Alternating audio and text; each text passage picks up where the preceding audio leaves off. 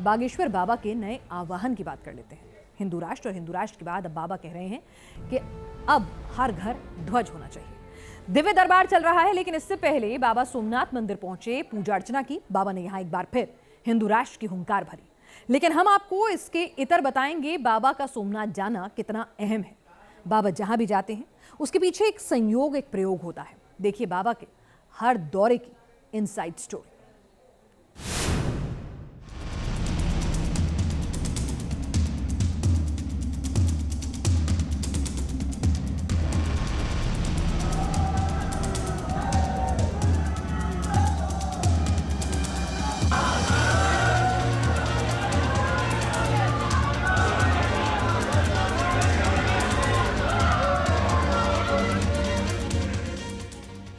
पंडित धीरेन्द्र कृष्ण शास्त्री जो बोलते हैं ठोक कर बोलते हैं।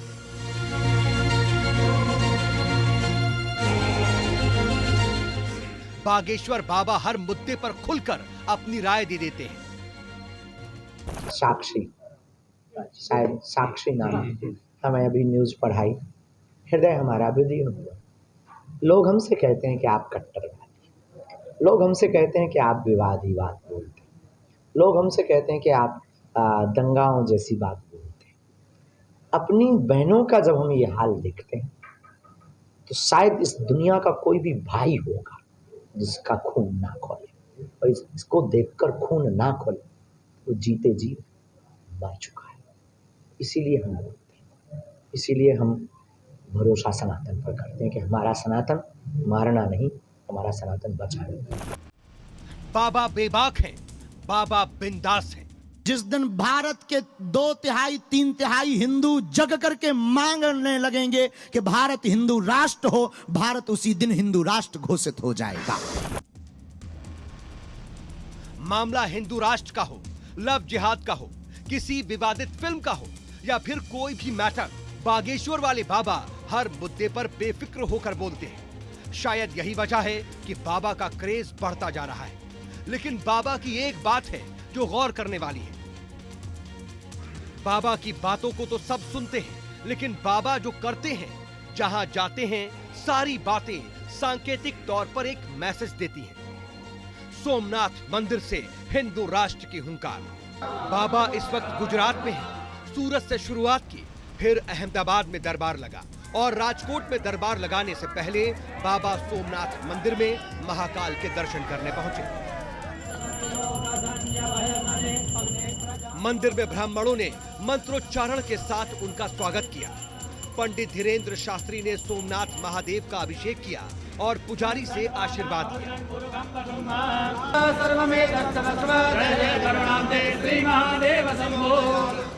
बागेश्वर बाबा ने सनातन धर्म में वीरता और त्याग के प्रतीक के रूप में सोमनाथ महादेव को भगवा रंग की पगड़ी भेंट की। शास्त्री जी ने सोमनाथ ट्रस्ट का ध्वजारोहण भी किया। लेकिन जाते जाते बाबा ने यहाँ से एक बार फिर हिंदू राष्ट्र का आह्वान कर दिया, अपना दिव्य संकल्प बता दिया।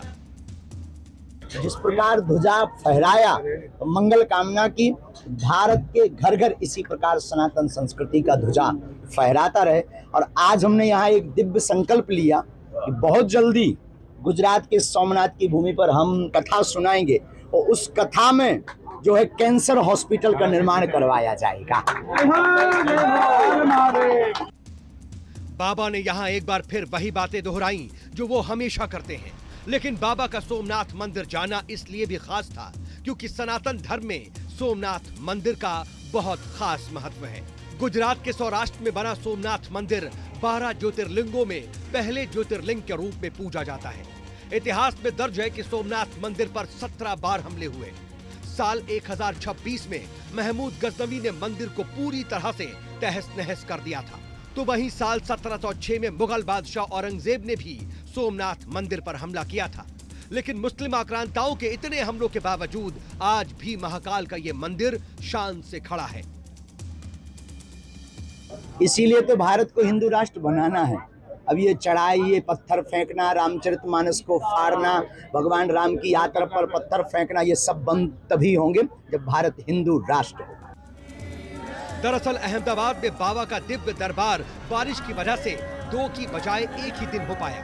लिहाजा बाबा ने यहां से जाते जाते एक और इवेंट बना दिया और कई आक्रमण झेल चुके सोमनाथ मंदिर से जब उन्होंने हिंदू राष्ट्र का आह्वान करके अपना मैसेज दूर तक पहुंचा दिया। बाबा बागेश्वर ने इससे पहले सूरत में खाटू श्याम के मंदिर में भी दर्शन किया था, लेकिन यहाँ भी उन्होंने दर्शन के साथ साथ एक मैसेज दिया था। खाटू श्याम के दर्शन, बाबा का क्या है विजन? ये तस्वीरें तब की हैं जब सूरत में बाबा खाटू श्याम मंदिर में दर्शन के लिए गए थे। यहाँ बाबा को देखने के लिए ऐसी भीड़ उमड़ी कि बाबा खुद ही इसमें फंस गए। बाबा को किसी तरह से वहां से निकाला जा सका। बाबा का क्रेज तो दुनिया ने देखा, लेकिन माना जा रहा है कि यहाँ भी बाबा ने एक मैसेज देने की कोशिश की।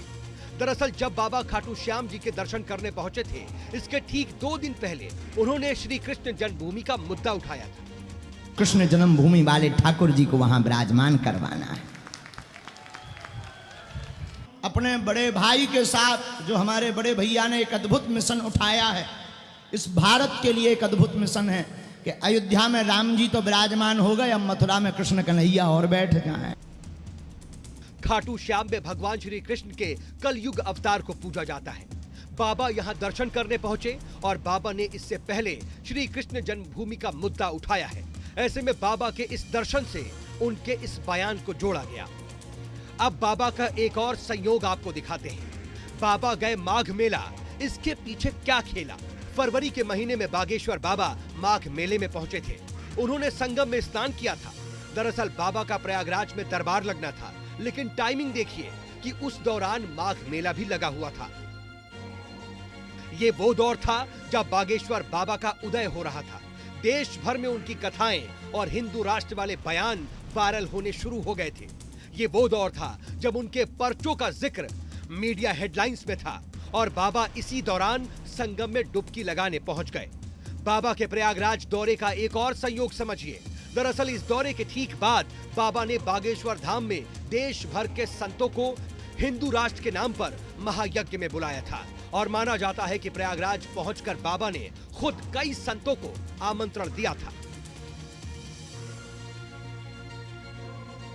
यानी बागेश्वर बाबा की बातें तो सुर्खियों में आती ही हैं। बाबा इसी के साथ साथ इस बात को भी भली भांति समझते हैं कि उन्हें कब कहां जाना है। शायद देश भर में उनकी कथाओं के पीछे भी कोई मैसेज हो। Team news nation.